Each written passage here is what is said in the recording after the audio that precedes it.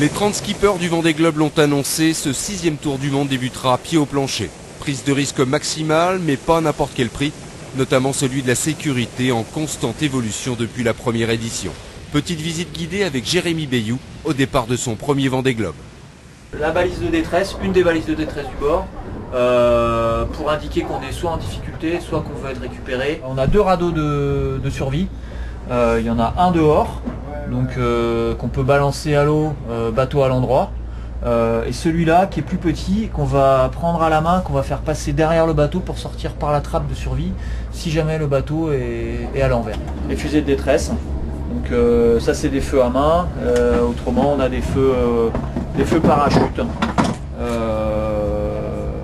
Voilà. J'espère que les 2 dernières éditions qui se sont bien passées n'ont pas fait oublier à certains que les éditions précédentes ont été un peu plus dramatiques. Moi en tout cas j'essaie pas de l'oublier, sans me traumatiser avec ça, mais en essayant de prendre quelques petites précautions qui pèsent effectivement quelques kilos mais qui peuvent sauver la vie, quoi.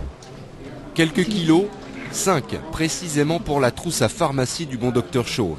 Très complète, elle aussi évolue avec le temps. C'est ça qui manquait. Vous connaissez ça? Oui, c'est pour pour que ça coupe le saignement. Non? Avant, les concurrents, je leur mettais la pharmacie et puis finalement, ils la regardaient presque du coin de l'œil en disant qui dit pharmacie dit maladie, donc ça sous-entend que je pourrais être malade ou que je pourrais avoir un accident. Donc finalement, ils la regardaient sans trop la voir, sans trop vouloir la voir.